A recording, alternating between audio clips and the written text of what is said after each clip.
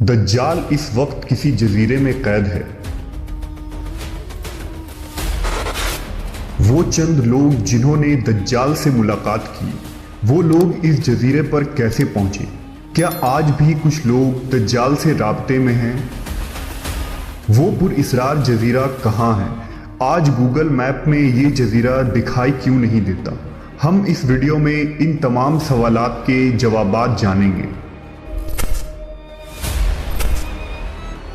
दज्जाल वो फितना है जिसके मुतालिक हज़रत आदम अलैहिस्सलाम से हज़रत मोहम्मद सल्लल्लाहु अलैहि वसल्लम तक तमाम पैगंबरों ने अपने अपने उम्मतों को आगाह किया।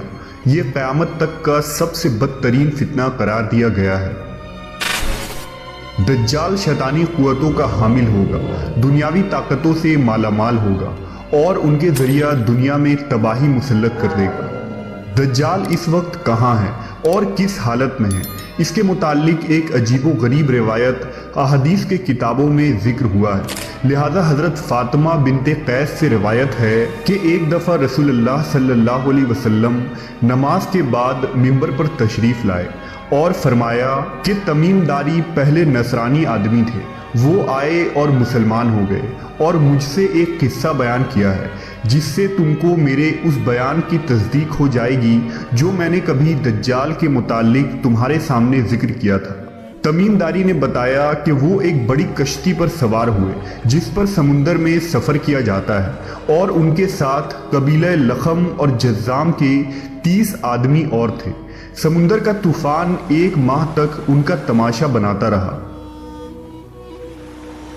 आखिरकार समुद्री सफ़र के दौरान मगरिब के जानिब एक जजीरे पर उनकी नज़र पड़ी जिसको देखकर वो बहुत मसरूर हुए और छोटी कश्तियों में बैठकर उस जजीरे पर उतर गए। जब वो उस जजीरे पर गए तो उन्हें जानवर की शक्ल का एक चीज़ नज़र आया जिसके सारे जिस्म पर बाल ही बाल थे। लोगों ने उससे कहा, कमबख्त तू क्या बला है? वो बोला, मैं दज्जाल का जस्सासा यानी जासूस हूँ। उस गिरजे में चलो, वहाँ एक शख्स है जिसको तुम्हारा बड़ा इंतज़ार है। हम लपक कर उस गिरजे में पहुँचे तो हमने एक बड़ा कवी हैकल शख्स देखा कि उससे कबल हमने वैसा कोई शख्स नहीं देखा था। उसके हाथ गर्दन से मिलाकर और उसके पैर घुटनों से लेकर टखनों तक लोहे की जंजीरों से निहायत ही मजबूती से जकड़े हुए थे। हमने उससे कहा, तेरा नास हो, तू कौन है? वो बोला, तुमको मेरा पता लग ही गया, अब तुम बताओ तुम कौन लोग हो? उन्होंने कहा, हम अरब के बाशिंदे हैं, हम एक बड़ी कश्ती में सफ़र कर रहे थे। समुंदर में तूफान आया और 1 माह तक रहा, इसके बाद हम इस जजीरे में आ गए।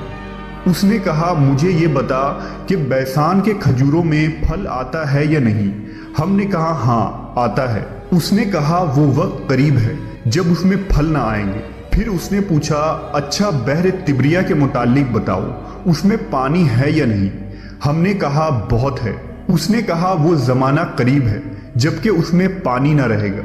फिर उसने पूछा, ज़गर के चश्मे के मुतालिक बताओ, उसमें पानी है या नहीं? और क्या उस बस्ती वाले उसके पानी से खेतों को सैराब करते हैं? हमने कहा, उसमें बहुत पानी है और लोग उसके पानी से खेतों को सैराब करते हैं। फिर उसने कहा, अच्छा नबी उम्मी का कुछ हाल सुना? हमने कहा, वो मक्का से हिजरत करके मदीना तशरीफ़ ले गए हैं। उसने पूछा, क्या अरब के लोगों ने उसके साथ जंग की है? हमने कहा, हाँ। उसने पूछा, अच्छा फिर क्या नतीजा रहा? हमने बताया कि वो अपने गिरदोनवाह पर गालिब आ चुके हैं और लोग उनकी इताअत कबूल कर चुके हैं। उसने कहा, सुन लो कि अरबों के हक़ में यही बेहतर था कि वो उनकी इताअत कर लें। और अब मैं तुमको अपने मुतालिक बताता हूँ, मैं मसीह दज्जाल हूँ और वो वक्त करीब है जबकि मुझको यहाँ से बाहर निकलने की इजाज़त मिल जाएगी। मैं बाहर निकलकर तमाम ज़मीन पर घूमूंगा। 40 दिन के अंदर अंदर कोई बस्ती ऐसी न रहेगी जिसमें मैं दाखिल न होऊंगा सिवाय मक्का और मदीना के। उन दोनों मकामात में मेरा दाखिला ममनू है।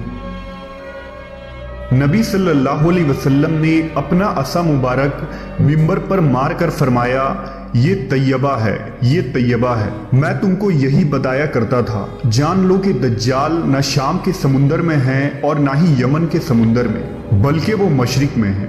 اور نبی صلی اللہ علیہ وسلم نے مشرق کی طرف ہاتھ سے اشارہ فرمایا۔ حضرت تمیم داری اور ان کے ساتھیوں نے جس جزیرے پر دجال سے ملاقات کی تھی اس کا علم آج تک کسی کو نہیں ہو سکا، لیکن اس بارے میں بہت سارے دعوے کیے جاتے رہے ہیں کہ وہ پر اسرار جزیرہ کہاں ہے جہاں دجال زنجیروں میں جکڑا قید ہے۔ بعض لوگوں کا گمان ہے کہ بحر عرب میں موجود سقطرہ نامی جزیرہ ہی وہ جزیرہ ہے جہاں دجال قید ہے۔ یہ جزیرہ نہایت ہی عجیب و غریب مقام ہے۔ جزیرہ سقطرہ ملک یمن کا حصہ ہے اور ساحل سے 400 کلومیٹر کے فاصلے پر موجود ہے۔ اس جزیرے پر موجود چرند و پرند اور بہت سارے درخت باقی دنیا سے بہت مختلف ہیں۔ ڈریگن بلڈ ٹری نامی عجیب و غریب درخت بھی اسی جزیرے میں اگتا ہے، جس کے تنے سے سرخ رنگ کا عرق نکلتا ہے اور ایسا لگتا ہے جیسے اس درخت سے خون بہہ رہا ہو۔ اس کے علاوہ بھی اس جزیرے میں حیران کر دینے والے 700 اقسام کے درخت اور مخلوقات پائے جاتے ہیں۔ اس جزیرے پر ایک پہاڑ بھی موجود ہے جہاں ایک مشہور غار الحوق ہے جو 3 کلومیٹر طویل ہے۔ اتنا بڑا غار پورے مشرق وسطیٰ میں کہیں موجود نہیں۔ جیسا کہ حدیث میں ذکر ہے کہ دجال کا ظہور مشرق سے ہوگا اور ایسی جگہ پر ہوگا جہاں سے وہ مشرق وسطیٰ کو متاثر کر سکے گا، لہذا ان تمام نشانیوں کی وجہ سے لوگ اس جزیرے کو دجال کا جزیرہ قرار دیتے ہیں۔ جبکہ کچھ لوگ بحر اوقیانوس یعنی اٹلانٹک اوشن میں موجود برمودا ٹرائنگل کو ہی دجال کا جزیرہ قرار دیتے ہیں۔ یہ وہ علاقہ ہے جہاں کمپس کام کرنا بند کر دیتے ہیں، وہاں جانے والے جہاز اور کشتیاں بھی واپس نہیں آتے اور یہاں بہت سارے حادثات رونما ہو چکے ہیں۔ برمودا ٹرائنگل میں پیرا نارمل یعنی جنوں اور بھوتوں سے متعلق واقعات پیش آتے رہتے ہیں۔ اس علاقے میں اکثر سمندری طوفان آتے ہیں اور اونچی اونچی سمندری لہریں چلتی ہیں۔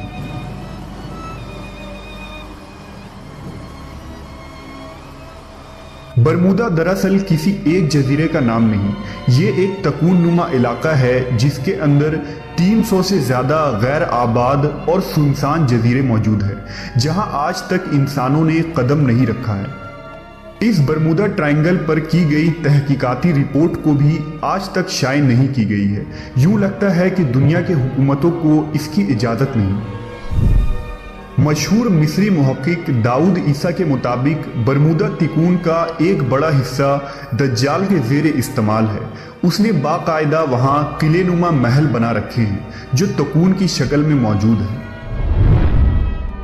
تاریخ میں دجال کے جزیرے کے متعلق ایک مشہور دعویٰ عثمانی امیر البحر اور جغرافیہ داں پیری رئیس کا ہے، جس نے خلافت عثمانیہ کے دور میں دنیا کا ایک نقشہ تیار کیا تھا۔ اس نقشے کو اگر ہم دیکھیں تو اس میں ایک پر اسرار مقام کی نشاندہی کی گئی ہے جہاں اس نے ایک عجیب مخلوق کی تصویر بھی دکھائی ہے جو آدھا انسان اور آدھے جانور کی طرح نظر آتا ہے، جسے لوگوں نے دجال قرار دیا ہے۔ ترکی کے ایک مشہور مصنف قرسان برکان نے اپنی ایک کتاب میں لکھا ہے کہ دجال ایک جزیرے میں قید ہے جہاں سے وہ اپنے پیروکار یعنی امریکہ اور اسرائیل کو ہدایت دیتا ہے، اور امریکہ اور یہودیوں کی بحری جہازیں اس جزیرے تک جاتی ہیں جہاں وہ اس گرجے میں دجال سے ملاقات کرتے ہیں اور انہیں بتایا جاتا ہے کہ آگے کیا کرنا ہے، لیکن یہ معلومات اتنی خفیہ ہوتی ہے کہ آج تک کوئی بھی یہ نہیں جان پایا کہ یہ جزیرہ کہاں موجود ہے۔ برکان نے لکھا کہ وہ جزیرہ برمودا تکون میں ہی ہے، کیونکہ برمودا ٹرائنگل میں ایک ایسا جزیرہ موجود ہے جہاں ایک بڑا گرجا پایا جاتا ہے اور جہاں کسی کو بھی جانے کی اجازت نہیں ہے، اور اگر کوئی وہاں داخل ہونا چاہے تو وہ وہاں سے واپس نہیں آ سکتا۔ یہ جزیرہ کوئی عام جزیرہ نہیں، یہی وجہ ہے کہ گوگل میپ میں اس جزیرے کی لوکیشن نہیں ملتی ہے۔ نیز کئی لوگوں نے یہ دیکھنے کا دعویٰ بھی کیا ہے کہ اس جزیرے میں امریکی بحری بیڑے داخل ہوتے ہیں۔ عیسیٰ داؤد نے اپنی کتاب میں لکھا ہے کہ دجال زمانہ قدیم سے بحر الکاہل کے ان غیر آباد اور ویران جزیروں میں رہتا تھا، اور حضور صلی اللہ علیہ وسلم کے وصال تک وہ بیڑیوں میں جکڑا ہوا تھا، مگر آپ صلی اللہ علیہ وسلم کے وفات کے بعد اس کی بیڑیاں ٹوٹ گئیں اور وہ آزاد ہو گیا، مگر اسے خروج کی اجازت نہیں، لہٰذا اب وہ برموڈا ٹرائنگل کے قریب ویران جزیروں میں رہتا ہے اور وہاں سے اپنی دجالی قوتوں اور پیروکاروں کے ذریعہ خروج کی تیاریاں کر رہا ہے۔ یہ جزیرہ بنیادی طور پر دجال کا ہیڈ کوارٹر ہے، جہاں سے وہ تمام تدابیر کرتا ہے اور شر پھیلاتا ہے۔ اب ان جزیروں میں دجال کا جزیرہ کون سا ہے، اس کا صحیح علم صرف اللہ تبارک و تعالیٰ کو ہی ہے، اور اپنے مقررہ وقت پر اللہ کے حکم سے دجال ان جزیروں سے نکل کر انسانی آبادی کی طرف آ جائے گا، جو ہمارے لیے ایک آزمائش اور فتنہ ثابت ہوگی، جس فتنے سے بچنے کے لیے نبی آخر الزماں حضرت محمد صلی اللہ علیہ وسلم نے ہمیں راہ دکھایا ہے۔